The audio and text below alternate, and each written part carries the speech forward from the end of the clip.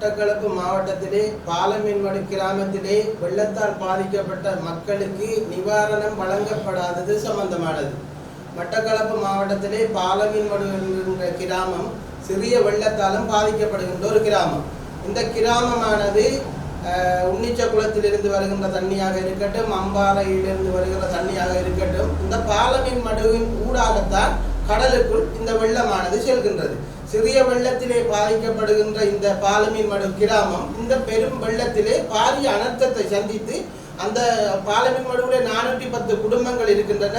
90% குடும்பங்கள் இந்த வெள்ளத்தினால் பாதிக்கப்பட்டிருந்தன. பாதிக்கப்பட்ட மக்களை பதிவிடுவதாக கூறி கிராம சேவை உத்தியோகஸ்தர் 11ஆம் தேதி 11 மேற்கொண்டார். 11ஆம் தேதி 11 மேற்கொண்டவர் அந்த பதியப்பட்டவர்கள் எவருக்கும் நிதி வழங்காமல் 11ஆம் தேதி பதிவு மேற்பட முன்னரே அவர் மட்டக்களப்பு மாநகர சபை உறுப்பினராக இருக்கிற தமிழரசு கட்சியின் அருணன் என்பவருடைய லிஸ்டுக்கு அமைவாக அருணன் என்பவர் 25 பேர் கொண்ட ஒரு பட்டியலை கொடுத்திருக்கிறார். அந்த பட்டியலுக்கு அமைவாக திங்கட்கிழமை பதிவு முதலே நிதி வழங்கப்பட்டிருக்குது. இது பாரிய மோசடியான விஷயம். இதனை நாங்கள் கௌரவ ஜனாதிபதியினுடைய கவனத்துக்கு கொண்டு வருகின்றோம். முதலாவதாக. இரண்டாவதாக 11ஆம் தேதி பதியப்பட்டதின் பின்னர் 13ஆம் தேதி நாங்கள் அறிந்து கொள்கின்றோம் அருணன் என்பவரால் வழங்கப்பட்ட லிஸ்டுக்கு 25 குடும்பங்களுக்கு நிதி வழங்கப்பட்டதாக. அதை அறிந்து கிராம சபை உத்தியோகத்துடன் தொடர்பு கொண்ட போது நாங்கள் ஆர்ப்பாட்டத்தில் மேற்கொள்ள போகின்றோம் என்று கூறியதற்கு ஆர்ப்பாட்டம் செய்ய வேண்டாம், நாங்கள் உங்களை சந்திக்க வருகின்றோம் பிரதேச செயலாளர் ஊடாக என்று சொல்லி அடுத்த நாள் 14ஆம் தேதி பிரதேச செயலாளர் வரவில்லை. ஏயோ கிராம சபை உத்தியோகத்தர் அனைத்து நிவாரண உத்தியோகத்தர் சகிதம் பாலமீன்மடு பலநோக்கு கூட்டுறவு சங்கத்திலே ஒரு கூட்டம் ஒன்று நடைபெற்றது. இந்த கூட்டத்திலே இவ்வாறான மோசடியை மக்கள் எடுத்துக்காட்டியிருந்தார்கள். இந்த மோசடியை எடுத்துக்காட்டியதன் பிரகாரம் அவர்கள் வியாழக்கிழமை இடையில் எங்களுக்கு நிதி வழங்குவதாக வாக்குறுதி அளித்தார்கள். அதன் பின்னர் நேற்றைய தினமானது 14ஆம் தேதி விசேட தொலைபேசி ஊடாக ஜனாதிபதி செயலகத்தை நான் தொடர்பு கொண்டு ஜனாதிபதியினுடைய கவனத்துக்கு இதை கொண்டு சென்றிருந்த வேளையிலேயே மட்டக்களப்பு மாவட்டத்தினுடைய பிரதேச செயலாளரை கான்ஃபரன்ஸ் கோலுக்கு அழைத்து இவ்வாறான ஒரு முறைப்பாடு வந்திருக்கின்றது, இதற்கான நடவடிக்கை எடுக்கும்படி ஜனாதிபதி செயலகத்திலிருந்து பிரதேச செயலாளருக்கு அறிவுறுத்தப்பட்டது. அதன் பிரகாரம் இன்று நாங்கள் பிரதேச செயலாளரை சந்திக்க சென்றிருந்த வேளையிலே பிரதேச செயலாளர் எங்களை பொய் கூறும்படி சொல்லுகின்றார். அதாவது பாலமீன்மடு கிராமத்திலே பாதிக்கப்பட்டிருக்கின்ற மக்கள் 25 குடும்பம் என்றுதான் நாங்களே சொல்லி அவர் சொல்லுவார். அவருடைய கருத்தின்படி அவ்வாறு தான் நாங்கள் எடுத்துக்கொள்ள வேண்டியிருக்கின்றது.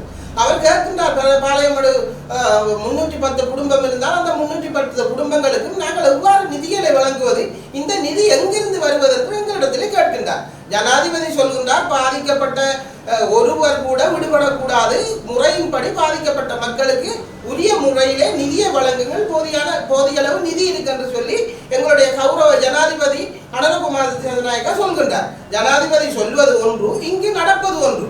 பொதுமக்களாகிய எங்களிடத்திலே பிரதேச சபை செயலாளர் எங்களிடம் கேட்கின்றார், இந்த நிதி எங்களுக்கு எங்கிருந்து வழங்குது, நாங்கள் யாரிடமிருந்து பெற்று இந்த நிதியை வழங்குவதற்கு.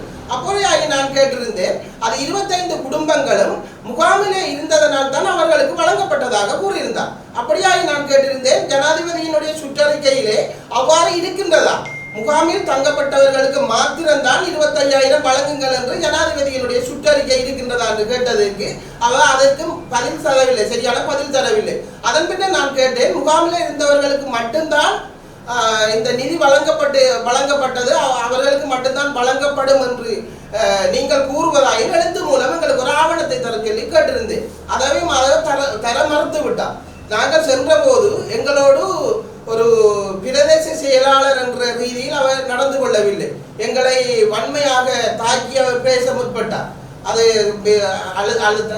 கடும் சத்தமான தொனியிலே, எங்களை மிரட்டும் தொனியிலே அவர் எங்களோடு அணுகியிருந்தார். அது முற்றிலும் குறையானது. நேற்று நாங்கள் ஜனாதிபதியின் செயலகத்தோடாக தொடர்பு கொண்ட போது இது முறைகேடு நடந்திருக்கின்றது, இவர்களுடைய பிரச்சனையை உடனடியாக பார்க்கும்படி சொல்லியிருந்தார். ஆனால் அவர் எந்த விதமான எங்களுக்கு உறுதிமொழியும் வழங்கவில்லை. அது பாலமீன்மடுவில் இருக்கிற தமிழரசு கட்சியின் மாநகர சபை உறுப்பினர் அருணன் அவர்கள் கொடுத்த லிஸ்டின் படிதான் 25 பேருக்கு முறையற்ற விதத்திலே இந்த நிதி வழங்கப்பட்டு இருக்கின்றது. பாலமேடு பிரதேசத்தில் இருக்கிற 410 குடும்பங்களிலே 90 விதமான குடும்பங்கள் வெள்ளத்தால் பாதிக்கப்பட்டிருக்கு. இந்த வெள்ளத்தால் பாதிக்கப்பட்ட மீதி குடும்பங்களுக்கு நிதி கிடைத்து ஆக வேண்டும். இதை நாங்கள் விசேட விதமாக எங்களுடைய கௌரவ ஜனாதிபதி அனுரகுமார திசாநாயக்க அவர்களுடைய கவனத்துக்கும் கொண்டு வருகின்றோம். அத்தோடு மட்டக்களப்பு மாவட்டத்தினுடைய அரசாங்க அதிபருடைய கவனத்துக்கும் கொண்டு செல்கின்றோம். பொதுமக்களாகிய எங்களிடம் பிரதேச செயலாளர் பாதிக்கப்பட்ட மக்களுக்கு வழங்குவதற்கு நிதி எங்கிருக்கின்றது என்று எங்களிடத்தில் கேட்டால் நாங்கள் என்ன பதிலை கூற முடியும்? ஜனாதிபதி சொல்கின்றார் போதிய நிதி இருக்கின்றது, பாதிக்கப்பட்ட மக்களுக்கு நிதி வழங்கும்படி. ஆனால் இங்கு அரசியல் தலையீடுகளும் அரசியல்வாதிகளுடைய தலையீடுகளுமால் இங்கு பாதிக்கப்பட்ட மக்களுக்கு நிதி வழங்காமல் இந்த நிதி வழங்குவதிலே பாரிய மோசடி இடம்பெற்றிருக்கின்றது. இதிலே மட்டக்களப்பு மாநகர சபை உறுப்பினர் இருக்கிற அருணன் என்பவர் அவரும் பெற்றுக்கொண்டு அவருடைய பினாமிகள் 24 பேருக்கும் அந்த பணத்தை வழங்கும்படி ஒரு சிறிய லிஸ்டை தயாரித்து கொடுத்திருக்கார். கிராம சேவையாளர் பதிவு செய்த அந்த லிஸ்டின் பிரகாரம் நிதி வழங்காமல் மாநகர சபை உறுப்பினர் வழங்கிய அந்த பதிவின் லிஸ்டின் படி 25 குடும்பங்களுக்கு மாத்திரம் 25,000 ரூபாய் படி பணமும் வழங்கப்பட்டிருக்கிறது. அதே நேரத்தில் ஒரு நிறுவனத்தால் வழங்கப்பட்ட உணவுணவு பொதியானது அந்த நிதி வழங்கிய குடும்பங்களுக்கு அந்த உணவுணவு பொதியும் வழங்கப்பட்டிருக்கிறது. இது முற்றிலும் முறைகேடான விஷயம். எங்களுடைய முழு நேரமாக மீன் பிடித்துக் கொண்டிருக்கிற மீனவர்கள் தான் வாழ்ந்து கொண்டிருக்கின்றோம். பெருமளவில் அந்த மீனவர்களுக்கு ஏற்பட்ட இந்த அனர்த்தத்தினால் பெருமளவில் மீனவர்கள் பாதிக்கப்பட்டிருக்கிறார்கள். எங்களுடைய அந்த ஆற்றுவாயினால் வெள்ளம் பெருக்கெடுத்தது. அந்த வெள்ளப்பெருக்கு அனைத்து வீடுகளுக்கும் ஊடுருவி சென்றுதான் இந்த ஆத்துவாயை வந்தடைந்தது. மாமாங்கத்துல இருந்து பயணித்து கொண்டு வர அந்த மெயின் ரோட் அதுவும் தடைபட்டிருந்தது. எங்களோட கிராமத்துக்கு போக்குவரத்து செய்யறதே கொஞ்சம் கஷ்டமா தான் இருந்தது. அடுத்தது இப்ப இருக்கிற புதிய மாவட்ட செயலகம் திராய்மடுல இருக்குது. அங்க பணிபுரியறவங்களுக்கு தெரிஞ்சிருக்கும் எங்களோட பாலமீன்மடு கிராமம் எந்த அளவுக்கு வெள்ளத்தால மூழ்கி இருந்தது. அந்த பணிக்கு போறதுக்கு கூடிய அவங்களுக்கு நிறைய கஷ்டங்கள் இருந்தது. ஏன்னு சொன்னா அவங்க பயணிக்கிற பாதை பாலமீன் மடு ஊடாகத்தான் இருக்கிறது. இந்த கிராம சேவகர் எங்களுக்கு எங்களோட பாலமீன்மடு சமுர்த்தி சங்கங்களும் சரி, வாக்காளர் ஒரு குரூப் ஒன்று இருக்குது வாட்ஸ்அப்ல. அந்த குரூப்ல எங்களுக்கு பதிவிட்டு இருந்த தகவல் எப்படி எங்கள்கிட்ட தகவல் கேட்டிருந்ததுன்னு சொன்னா, வெள்ளம் வளவுக்குள்ள நின்றாக்கள், வெள்ளத்தால் பாதிக்கப்பட்டார்கள் உங்களோட பேர், வங்கி கணக்கு, தொலைபேசி இலக்கம் என்ன தொழில், இதை நீங்க கெரியா பதிவிடுங்க, எழுதிட்டு கொண்டு தாங்க அப்படின்னு. அவங்களும் அங்க வச்சு எங்கள்கிட்ட கேட்டு நோட் பண்ணல. நாங்க எழுதிட்டு கொண்டு போன பத்திரங்களை மட்டும்தான் அவங்க வாங்கி சேகரிச்சவங்க. எங்கள்கிட்ட சேகரிச்சு கொண்டிருக்கக்குள்ளேயே அதை சேகரிச்சு இருந்த அந்த நேரத்துக்குள்ளேயே மற்ற அந்த 25 பேருக்கும் காசுகள் வழங்கப்பட்டு விட்டது.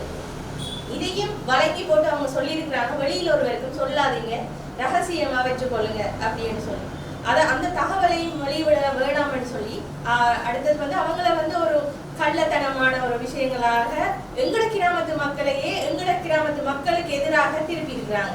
இப்போ இன்றைக்கு எங்கட கிராமத்துல சூழ்நிலை எப்படி இருக்குதுன்னு சொன்னா, காசு வாங்கினாக்களும் காசு கிடைக்காதாக்களும் ஒரு முரண்படுற மாதிரி ஒரு தன்மையில இருக்குது எங்கட கிராமம்.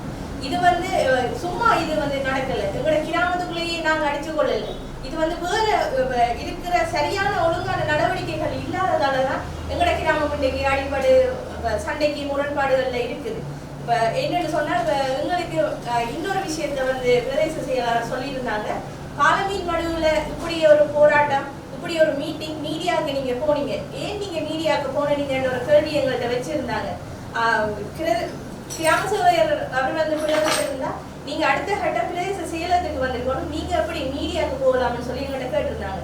நாங்க பிரதேச செயலகத்துக்கு போறதுக்கு அன்னைக்கு சனிக்கிழமை, எங்களுக்கு இந்த பிரச்சனை வந்தது வெள்ளிக்கிழமை. அப்ப அந்த நேரத்துல நாங்க தகுதிப்பட்டு இருக்கிற அந்த டைம்ல எங்களுக்கு கிடைச்ச ஒரே ஒரு ஆதாரம், எங்களோட பிரச்சனையை வெளியில கொண்டு வரணும் இருந்தது. அதுக்கு உதவி செஞ்சது மீடியா. நாங்க மீடியாவுக்கு போனதாலதான் இன்னைக்கு எங்களோட இவ்வளவு விஷயங்களும் வெளியில வந்திருக்கு.